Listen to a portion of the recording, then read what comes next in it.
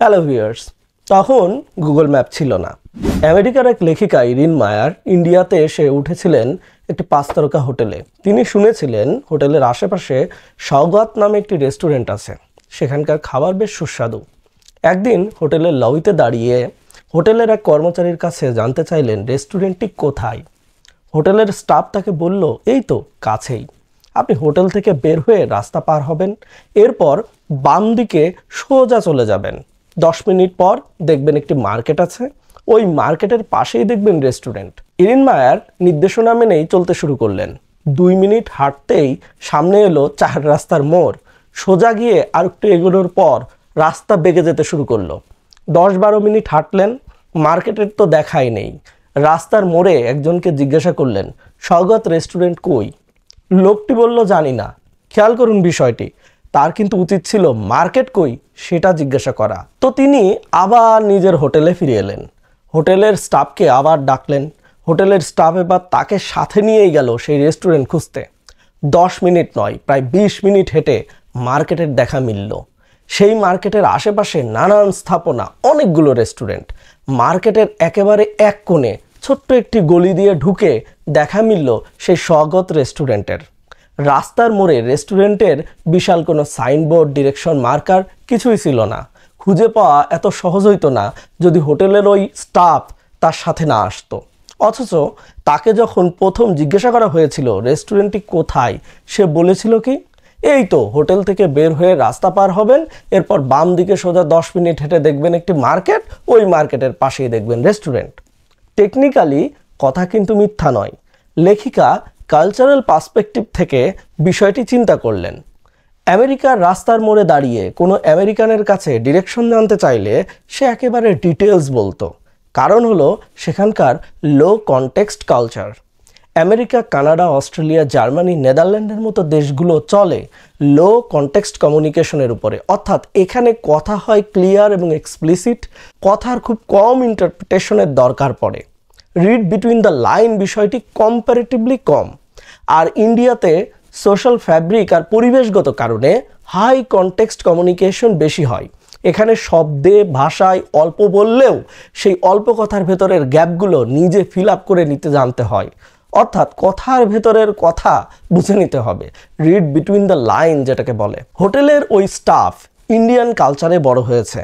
সে অবচেতন মনে ধরেই নিয়েছে ইরিন মায়ার রাস্তা পার হয়ে বাম দিকে চলতে থাকবে, এরপর কোথাও আটকে গেলে সেখানে অন্য কাউকে আবার ডিরেকশন জিজ্ঞাসা করবে। ইন্ডিয়া ঘনবসতিপূর্ণ এলাকা, মোড়ে মোড়ে মানুষের দেখা মিলবে, মোড়ে মোড়ে দোকানপাটও আছে। একে ওকে জিজ্ঞাসা করে এগোতে থাকলে ঠিকই মার্কেট খুঁজে পাবে। প্রথম কাজ ওই মার্কেট খুঁজে পাওয়া। আর মার্কেট খুঁজে পেলে সেখানে কোনো ব্যানার খোঁজাচ্ছে বরং টং দোকানে কোনো বিক্রেতাকে অথবা মার্কেটের সামনে যে সব এটিএম বুথ আছে না, তার সামনে দাঁড়ানো সিকিউরিটি গার্ডদের জিজ্ঞাসা করলেই ওই রেস্টুরেন্টের ডিরেকশন দেখিয়ে দিতে পারবে। এই যে বোঝার, এই যে চিন্তার বৈচিত্র্য এবং ফারাক, এটাই কালচারাল ডিফারেন্স। 2014 সালে ইরিন মায়ার দ্য কালচারাল ম্যাপ নামের একটি বই লিখেছিলেন, গবেষণাধর্মী বই, যেখানে ইন্টারন্যাশনাল কূটনীতি হোক বা বিজনেস নেগোসিয়েশন, কালচারাল ডিফারেন্সগুলো আমলে নেওয়াটা যে কতটা জরুরি সে বিষয়ে বিস্তর আলোচনা করেছেন তিনি। আজকের বিষয় এই বইটি নিয়ে। গ্লোবাল টিমওয়ার্ক এবং ক্রস কালচারাল ম্যানেজমেন্ট নিয়ে কাজ করেন ইরিন মায়ার। বইটিতে একটি গ্লোবাল কনসালটেন্সি ফার্ম KPMG এর টিম মেম্বারদের অভিজ্ঞতা শেয়ার করা হয়েছে। টিমে নানান দেশের কনসালটেন্ট কাজ করত। ব্রিটিশদের মতে ফরাসি টিম মেম্বাররা ডিসঅর্গানাইজড, পাঞ্চুয়াল না। ইন্ডিয়ান সদস্যদের অভিযোগ, ফরাসিরা সব বিষয়ে rigid, out of the box কোনো কিছু করতে চায় না। আবার যখন জার্মান কনসালটেন্টদের কাছে ব্রিটিশদের সম্পর্কে জিজ্ঞাসা করা হলো, তখন জার্মানরা হাসলো এবং বলল, ব্রিটিশরা নিজেরাই তো অগোছালো, লেট করে সব কিছুতেই, কাজের সময় আজাইরা আড্ডা আর পেঁচাল বেশি করে। চিন্তা করেন অবস্থা। এক ফ্রেঞ্চ ভদ্র মহিলা জব করতে গিয়েছে আমেরিকাতে, শিকাগো শহরে। 1 মাস পর তার আমেরিকান বস ভদ্র মহিলার কাজের প্রতি আগ্রহ এবং ইন্টিগ্রিটির প্রশংসা করলেন মুখে মস্ত বড় হাসি নিয়ে। প্রশংসা করে শেষ দিকে বললেন, মাইক্রোসফট এক্সেলের কাজে তোমার দুর্বলতা আছে, ওটা একটু ঠিক করো। তো ফরাসি মহিলা তো ভীষণ খুশি, বস তার এতক্ষণ ধরে এত প্রশংসা করলো। বস যে শেষ দিকে মোলায়েম ভাষায় এক্সেলের কাজের ভুল নিয়ে কিছু কথা বলেছে, সেটাকে সে তেমন গুরুত্বই দিল না। কাহিনী হইল তার আমেরিকান বস কিন্তু মূলত তাকে ডেকেছিল ওই এক্সেলের ভুলগুলোই ধরিয়ে দিতে এবং সতর্ক করতে। ভুল ধরিয়ে দেওয়ার আগে প্রশংসা করে নিয়েছে যাতে সে কষ্ট কম পায়, হতাশ না হয়, অর্থাৎ সুগার কোটেড বকুনি যাকে বলে। আমরা নিজেরাও দেখবেন মাঝে মাঝে আমাদের বন্ধুবান্ধবের কোনো কাজের ভুল ধরিয়ে দিতে গিয়ে বলি সবই ঠিক আছে, দারুণ হচ্ছে, শুধু অঙ্গভঙ্গির জায়গায় একটু খেয়াল রেখো, ওটা ঠিক করে ফেললেই দেখবা পারফেক্ট। এটা না বলে যদি আপনি বলতেন তোর কিন্তু অঙ্গভঙ্গি ভালো হচ্ছে না, গলদ আছে, তাহলে কি শুনতে ভালো লাগতো? কোনো কোনো কালচারে সমালোচনা বা ভুল ধরিয়ে দেওয়া হয় ডাইরেক্টলি, যেমন নেদারল্যান্ড, জার্মানি, রাশিয়া, ইসরায়েল। আবার কোনো কোনো কালচারে সমালোচনা বা ক্রিটিক ডেলিভারি করা হয় সুগার কোটেড করে, অর্থাৎ কিছু পজিটিভ ফিডব্যাকের মাঝে স্যান্ডউইচ করে নেগেটিভ ফিডব্যাকগুলো ঠেসে দিয়ে গেলানো হয় যাতে হজম করতে সহজ হয়। যেমন জাপান, ইন্দোনেশিয়া, ইন্ডিয়া, বাংলাদেশ এবং ইউএসএতে এরকম করা হয়। জাপানিজ একটি প্রফেসর যদি আপনার লিখিত কোনো রিপোর্ট দেখে বলে রিপোর্টের এই অংশটি একটু পলিশ করে আনো, তো এই একটু পলিশ করাটা ধরে নিয়েন ভালো মতো রিভাইজ করে ভালো মতো লিখে আনতেই সে বলতেছে। একটু পলিশ বলতেছে ভদ্রতার খাতিরে, যাতে আপনি হার্ট না হন। আবার ডাচরা সরাসরি বলে বসবে এই প্যাসেজটুকু কিছুই হয়নি, নতুন করে লিখে আনো, ডাইরেক্ট সমালোচনা। যেসব দেশের মানুষ সুগার কোটেড সমালোচনায় অভ্যস্ত তাদের কাছে এ ধরনের সমালোচনা রুড মনে হবে। আবার যারা ডাইরেক্ট সমালোচনা নিতে অভ্যস্ত সেসব দেশের মানুষের কাছে এটা পজিটিভ, কারণ কথা বলেছে ক্লিয়ার কাট, কোনো ধোঁয়াশা বা কনফিউশনের সুযোগ নেই। আমেরিকার রাস্তায় কারো চোখে চোখ পড়লে অপরিচিত লোকও হাসি দেয়। এখন রাস্তায় কোনো সুন্দরী মেয়ে আপনাকে দেখে মুচকি হেসে দিল, আমেরিকার রাস্তায় এটা নর্মাল পোলাইট জেস্টার, অথচ বাংলাদেশ বা ইন্ডিয়াতে এর মানে সেই মেয়ে আপনার প্রতি আগ্রহী, ইন্টারেস্টেড। এটাও কিন্তু কালচারাল ডিফারেন্স। লেখিকা ইরিন মায়ার একবার অফিস কনফারেন্স রুমে প্রেজেন্টেশন দিচ্ছিলেন। কনফারেন্স রুমে যারা বসে আছে তাদের ভেতরে চাইনিজ দুজন ভদ্রলোকও ছিল, এছাড়াও ফ্রেঞ্চ, ইটালিয়ান সহ বেশ কিছু ইউরোপিয়ান দেশের লোকজন ছিল। প্রেজেন্টেশনের মাঝেই নানানজন নানান বিষয়ে ইনপুট দেওয়া শুরু করলো, প্রশ্ন করা শুরু করলো। ইরিন মায়ারের কাছে বিষয়টি খারাপ লাগেনি, বরং তিনি ভাবলেন প্রেজেন্টেশন যথেষ্ট এনগেজিং হচ্ছে। কিন্তু চাইনিজ ওই দুই ভদ্রলোক চুপ। ইরিন মায়ার ভাবলেন চাইনিজ দুজন ভদ্রলোক হয়তো এই বিষয়ে কোনো প্রিপারেশন নিয়েই আসেনি, লজ্জা পাচ্ছে, এজন্য চুপ করে বসে আছে। তো মিটিংয়ের শেষ দিকে তিনি নিজেই চাইনিজদের জিজ্ঞাসা করলেন, আপনাদের মতামত কি, কোনো ইনপুট কি আছে? একজন চাইনিজ এবার সুন্দর করে গুছিয়ে ডিটেলস একটা ইনপুট দিলেন। সেদিনকার সবচাইতে বেস্ট অ্যানালাইসিস আর ইনপুট ওই চাইনিজরাই দিয়েছিল। ইরিন মায়ার অবাক হয়ে জিজ্ঞাসা করলেন, সবাই এতক্ষণ কথা বলছিল, আপনারা চুপ করে বসেছিলেন কেন? চাইনিজ ভদ্রলোক তখন বলল, আমাদের কালচারে বক্তাকে বারবার ইন্টারাপ্ট করে তার প্রেজেন্টেশন থামিয়ে প্রশ্ন করা ভালো দৃষ্টিতে দেখা হয় না। আপনি আপনার প্রেজেন্টেশন কমপ্লিট করবেন, কোনো কিছু বুঝতে না পারলে আমরা নোট রাখবো, প্রেজেন্টেশনের শেষে যখন আমাদেরকে ফ্লোর দিবেন তখন আমরা প্রশ্ন করতে থাকব, ইনপুট দেওয়ার থাকলে ইনপুট দিব, এটাই আমাদের কালচার। খেয়াল করে দেখুন, বিষয়টি ভীষণ গুরুত্বপূর্ণ। ভালো লিসেনার হওয়াটা ভীষণ জরুরি। আপনি কাউকে প্রপারলি জাজ করতে পারবেন তখনই যখন আপনি তাকে খেয়াল করে শুনবেন, মনোযোগ দেবেন সে কি বলতেছে সে বিষয়ে। আমাদের 16 কোটি মানুষের দেশে পাঠক তো হারিকেন দিয়ে খুঁজেও পাওয়া যায় না। পড়তে ভালো লাগে না, শুনতে গেলে মনোযোগ দিতে ইচ্ছা করে না, খালি ভালো লাগে বলতে। সবাই বক্তা। আপনার বাক্য শেষ না হতেই যখন আপনাকে কেউ ইন্টারাপ্ট করে অন্য কথা বলা শুরু করে তখন আপনি নিজেও খিক হারিয়ে ফেলবেন। আপনি বুঝে যাবেন আপনার কথা খুব একটা গুরুত্ব দিয়ে শোনা হচ্ছে না। আপনি ভালো শ্রোতা না হলে শিখবেন কিভাবে? আপনি বাংলাদেশি, আপনার কোনো বাংলাদেশি বন্ধু আপনাকে দেখে বলল, আরে দোস্ত, টাইটানিক মুভির ডিক্যাপ্রিওর জায়গায় তোকে বেশি মানাইতো। এই কথাটা আপনি লিটারালি নেবেন? মনে হয় না। কথাটা ঠাট্টার ছলে বলা কথা, এটা আপনি বুঝতে পারবেন। অথবা হতে পারে আপনার চেহারা খারাপ হয়ে যাচ্ছে, এজন্য বিদ্রূপ আকারে সে আপনাকে এই কথাটি বলতেছে। ইন্ডিয়া, জাপান, বাংলাদেশ, চায়নার মতো দেশে হাই কনটেক্সট কমিউনিকেশন চলে। কথার ভেতরে কথা, কথার ভেতরে থাকা লুকানো কথা, স্বাদ, গন্ধ সব কিছু বিবেচনায় নিতে হয়। অর্থাৎ রিড বিটুইন দ্য লাইন বুঝতে হয়। যে বোঝে না তার সাথে সার্কাজম, মস্কারি, রসিকতা এসব কোনো কিছুই আপনি করতে পারবেন না। তারা আপনার মুখের কথাকে লিটারালি নেবে।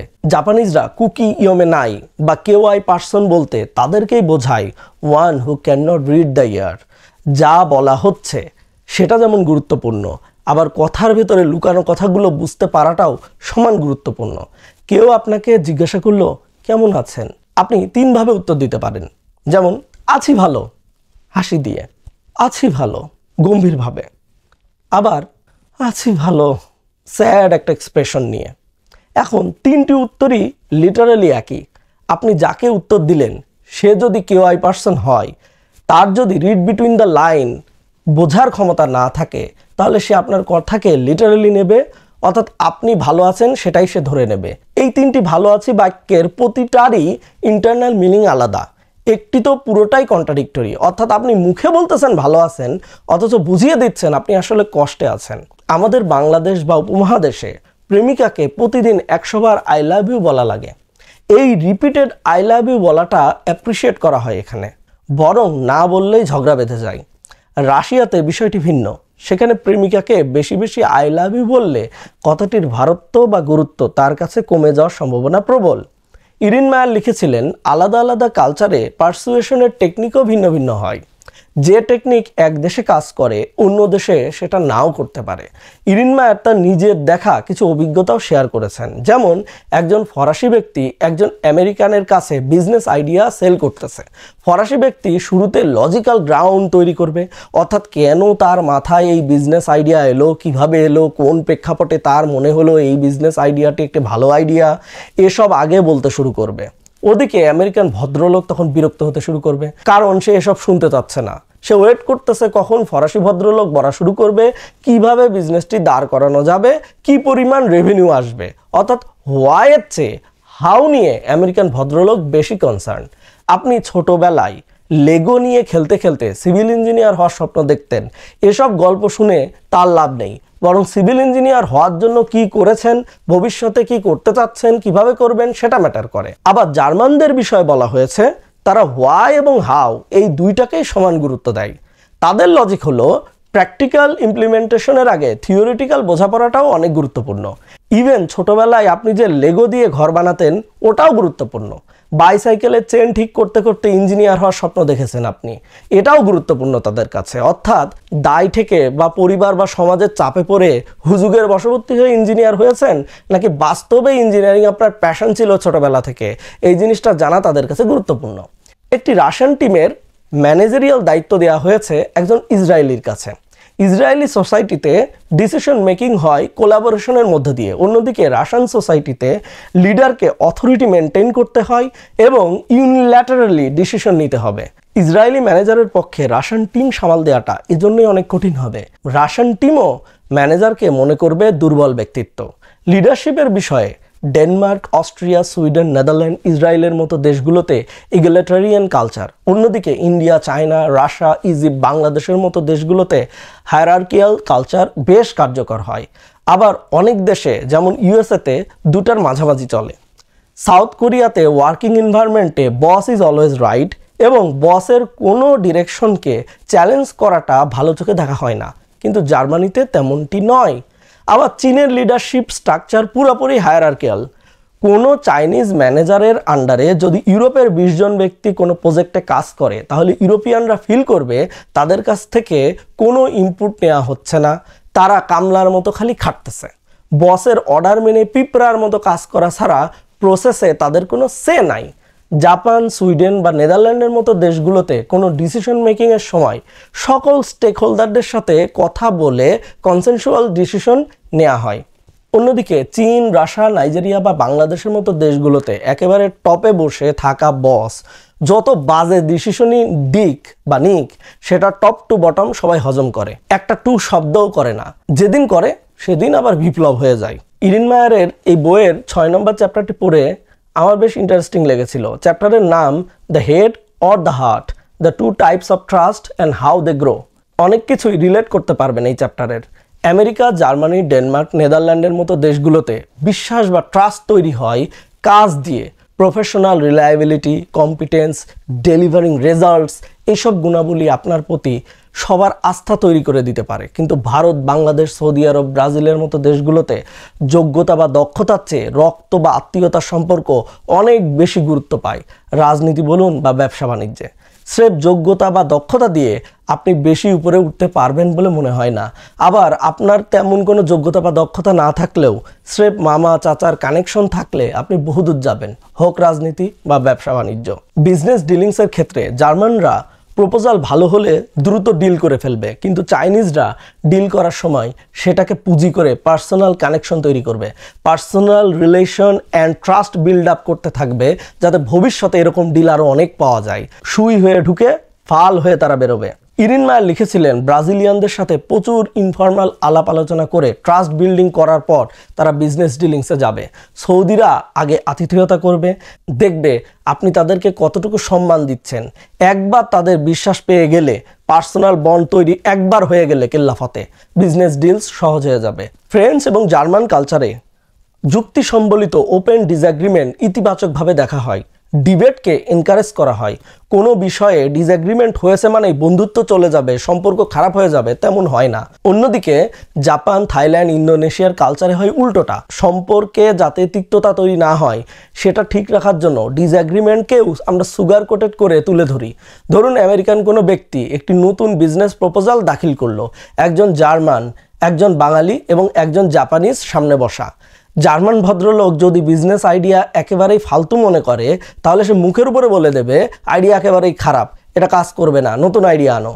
বাঙালি ব্যক্তির কাছে যদি বিজনেস আইডিয়াটি খারাপ মনে হয়, তাহলে সে বলবে আইডিয়াটা ইউনিক, কিন্তু কতগুলো বিষয় মাথায় নিতে হবে, অমুক অমুক অমুক তমক তমক তমক বিষয় সমস্যা দেখা দিতে পারে। আমার মনে হয় আমাদের এই আইডিয়াটা আপাতত সাইডলাইনে রেখে একটু ইজি আইডিয়া খোঁজা উচিত হবে। এই আইডিয়াটাও আমরা রেখে দিচ্ছি, ভবিষ্যতে এটা দেখা যাবে। ঘটনা কিন্তু একই, তার প্রপোজাল পছন্দ হয়নি। জাপানিজরা সময়কে যেভাবে মূল্য দেয়, এতটা মনে হয় না আর কোনো জাতি সময়কে মূল্য দেয়। জাপানিজদের কাছে 8টা মানে 8টা, 5 মিনিট আগেও না পরেও না। বাঙালি যদি বলে আমি 8টায় আসবো, best of luck. German manager যদি কোনো ইতালিয়ান টিমকে সামাল দেয়, তাহলে বাদে ঝামেলা। ইতালিয়ানদের রিল্যাক্সড অ্যাপ্রোচ, তারা কাজ করে, তবে পাগলের মতো ডেডলাইন মিট করা বা শিডিউল ফুলফিল করাটা এতটা তাদের কাছে ম্যাটার করে না। ইতালিয়ানরা ভাবে জার্মানরা তাদের টাইম টেবিলের বিষয়ে অনেক বেশি আননেসেসারিলি স্ট্রিক্ট। জার্মান ম্যানেজার যদি কালচারাল এই পার্সপেক্টিভটা মাথায় না রাখে, তাহলে ইটালিয়ান টিম মেম্বারদেরকে সামাল দেওয়াটা তার জন্য কঠিন হবে। সুতরাং তাকে কালচারাল পার্সপেক্টিভটা আমলে নিতে হবে। আর এই বইটির সার কথা আসলে এটাই, আপনি যখনই মাল্টিকালচারাল এনভায়রনমেন্টে কাজ করবেন, যখনই মাল্টিকালচারাল টিমে কাজ করবেন, হোক সেটা একজন সাবঅর্ডিনেট হিসেবে অথবা হোক টিম লিডার হিসেবে, আপনাকে কালচারাল অ্যাসপেক্ট আমলে নিয়েই কাজ করতে হবে। জার্মান মাইন্ডসেট দিয়ে 10 জন আরবকে পরিচালনা করা সম্ভব নয়, আউটকাম ভালো হবে না, ওয়ার্কিং এনভায়রনমেন্ট বা কর্মপরিবেশও ভালো থাকবে না। ফরাসি মাইন্ডসেট নিয়ে চাইনিজদের সাথে বিজনেস নেগোসিয়েশনে গেলে কাঙ্ক্ষিত রেজাল্ট নাও পেতে পারেন। অন্যদিকে কালচারাল অ্যাসপেক্টটাকে আমলে নিলে অনেক বিজনেস ডিলিংস বা নেগোসিয়েশনে অ্যাডভান্টেজ পাওয়া সম্ভব। 2014 সালে যখন ইরিন মায়ারের দ্য কালচারাল ম্যাপ বইটি রিলিজ পায়, তখন সিএনএনের জনপ্রিয় অনুষ্ঠান জিপিএসের সাংবাদিক উপস্থাপক ফরিদ জাকারিয়া ইরিন মায়ারকে আমন্ত্রণ জানিয়েছিলেন, সাক্ষাৎকার নিয়েছিলেন। বইটির বিষয়ে আমি তখনই প্রথম জেনেছিলাম। শুনলাম ইউরোপ আমেরিকাতে এমন বেশ কিছু প্রতিষ্ঠান আছে যারা বড় বড় কর্পোরেশনগুলোর হর্তাকর্তাদের ক্রস কালচারাল বিজনেস ডিলিংসের জন্য কালচারাল পার্সপেক্টিভ থেকে গ্রুমিং করে, যাতে তারা ক্রস কালচারাল বিজনেস নেগোসিয়েশন বা ডিপ্লোম্যাটিক মিশনে গিয়ে এক্সট্রা অ্যাডভান্টেজ পেতে পারে। হ্যারিকে টমাস নামের একজন মার্কিন রাষ্ট্রদূত বাংলাদেশে এসেছিল, মনে আছে? তার নাম আমার আজও মনে আছে। আমার ধারণা আরও অনেকেরই মনে আছে। কেন জানেন? সে বাংলা বলতে পারতো অল্প অল্প। কালই বাংলাদেশে নিযুক্ত মার্কিন রাষ্ট্রদূত যদি 2 লাইন ভাঙা ভাঙা বাংলা টিভি ক্যামেরার সামনে বলে, দেখবেন রাতারাতি সে ভাইরাল হয়ে যাবে। যাই হোক, বইটি রিকমেন্ড করলাম। বইটিতে অনেক ডিটেলস অ্যানালাইসিস আছে কালচারাল বিষয়গুলো নিয়ে, একদম প্র্যাকটিক্যাল ঘটনাবলীর আলোকে। আজ এ পর্যন্তই, সামনে দেখা হবে নতুন কোনো টপিকস নিয়ে। ধন্যবাদ, ভালো থাকবেন।